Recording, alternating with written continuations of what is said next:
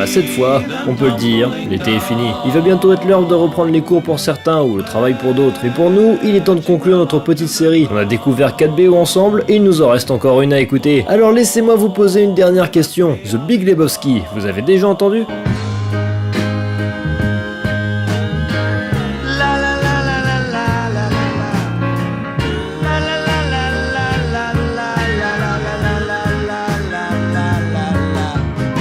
Quand j'ai décidé de me lancer dans cette série vidéo, je savais que j'allais terminer par un film des frères Coen. Déjà parce que j'aime beaucoup ces réalisateurs, sinon ce serait complètement idiot de finir par eux, mais surtout car j'adore leur choix de BO. Tout au long de leur filmographie, ils ont su utiliser à merveille énormément de musique au style bien différent pour coller à leur univers. Et à chaque fois, c'est une réussite totale. Le plus compliqué, c'était plutôt de choisir le film à traiter. Il y a tellement de choix possibles avec eux. J'aurais pu vous parler de l'ambiance glaçante de Fargo, à la fois belle, tragique et légèrement comique. J'aurais pu évoquer Ave César et ses hommages au monde du cinéma et aux comédies musicales, les chansons à la guitare de Lewin Davis, l'ambiance 100% américaine de Brother, ou encore le bien moins connu The Barber, juste pour observer une toute jeune Scarlett Johansson jouer du piano. Mais le film que j'ai choisi, c'est bien The Big Lebowski, car selon moi, il est celui qui représente le mieux toute la maîtrise musicale des frères Coen. Pour commencer, je ne vais pas vous présenter le compositeur des musiques originales, pour la simple raison qu'il n'y en a pas. Quand on pense musique de film, on pense forcément à de grands musiciens, créateurs de bandes-son marquantes comme Williams, Zimmer, Morricone ou encore Michel Legrand. On pense à toutes ces compositions magistrales, tantôt classiques, tantôt plus modernes, qui ont bercé des générations et des générations de spectateurs. Mais ce qu'on oublie souvent, c'est qu'il existe un autre type de musique de film, celle que je vais appeler les bandes-son playlist. Ici, pas d'œuvre originale composée de toutes pièces pour un projet bien précis. À la place, on a un enchaînement de musique déjà existante, dans des styles plus ou moins variés et des musiciens plus ou moins connus qui accompagnent le film. Certains réalisateurs sont passés maîtres dans l'utilisation des bandes-son playlists, comme par exemple Tarantino. Déjà, il utilise des musiques cultes, là où on ne les attendait pas forcément, mais surtout il va en chercher d'autres complètement méconnues, certaines venant même d'autres films pour leur redonner une seconde jeunesse.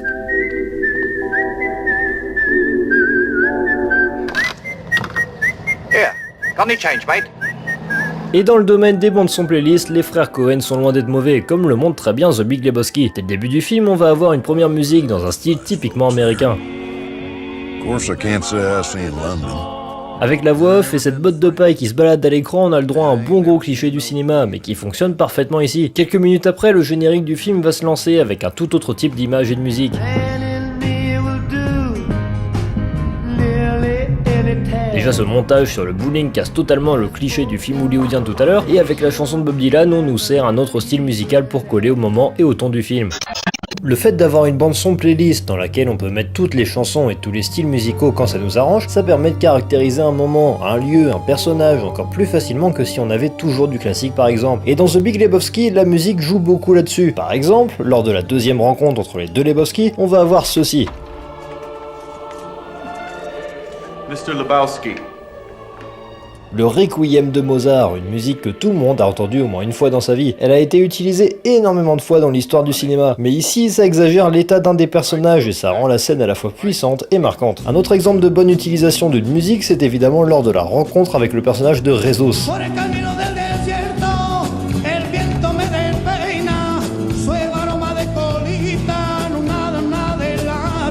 Hotel California des Eagles, mais façon Gypsy King. Bon, déjà, fallait oser mettre une musique pareille, mais grâce à elle, on a une scène comique totalement sortie de nulle part et qui deviendra culte en un instant. J'ai déjà évoqué dans mes émissions à quel point il était important de casser le rythme d'un film et de faire varier les séquences en utilisant à la fois la mise en scène et la bande-son. Et ça, The Big Lebowski le fait très bien. La scène avec Rezo, c'est un bon exemple. On a quand même 4 minutes d'image au ralenti sur fond de Gypsy King, ce qui est pas ultra commun, hein, disons-le. Mais ce n'est pas la seule. Une scène de rêve psychédélique avec un montage plus marqué accompagné de la musique du générique et nous voilà transportés dans un tout autre univers pendant quelques minutes. Ou encore cette autre séquence de rêve bien plus tard dans le film.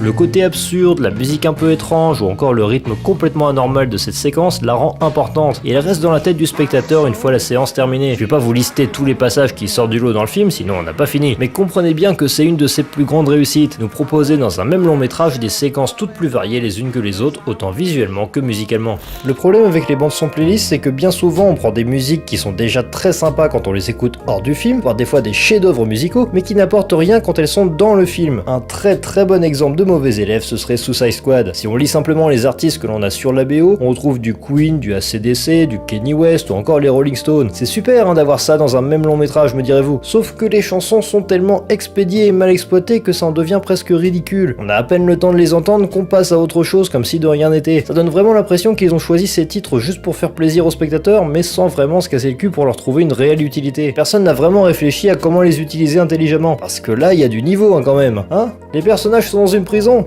Bon, bah on va mettre The Animal, ça au moins ça va faire plaisir à 2-3 spectateurs.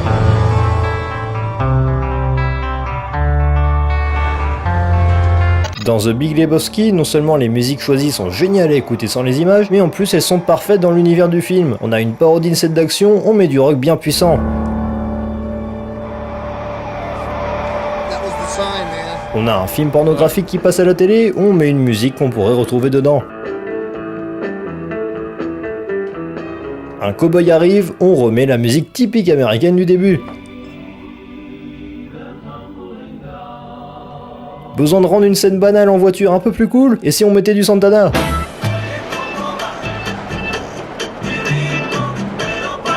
Et il y a même de la techno sur des Allemands avec des battes de baseball, qu'est-ce que vous voulez de plus?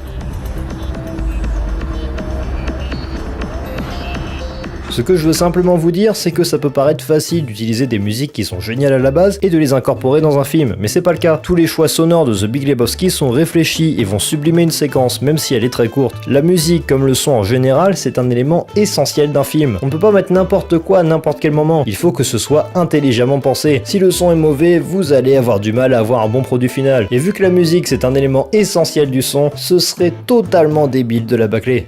Et c'est par ces belles paroles pleines de sagesse que se termine cette série de l'été à la découverte de 5 bandes-son différentes. J'espère sincèrement que ça vous aura plu et que vous avez envie de voir ou d'écouter les films que je vous ai présentés. Pour ma part, j'ai bien aimé faire ces petites vidéos, hein, ça m'a un peu changé de mon rythme habituel et c'était sympa. Je vous ai prévu plein de belles choses pour la suite, je vais refaire un peu la charte graphique de la chaîne, j'ai quelques collabs qui vont arriver, j'ai des beaux projets de prévus, bref plein de choses en tête que j'ai envie de vous montrer. D'ailleurs, j'en reparle bientôt pour la vidéo des 1 an de la chaîne. Donc je vous invite encore une fois à vous abonner si ce n'est pas déjà fait. Oui, je sais, tout le monde dit ça à la fin de ces vidéos, mais c'est bien peut-être parce que c'est important. Et je vous invite aussi à faire un tour sur le site Mediapason, histoire de découvrir d'autres vidéastes qui parlent de musique en attendant mes prochaines vidéos. Et bien sûr, je vous dis à très bientôt sur Il était une chaîne pour de prochaines vidéos.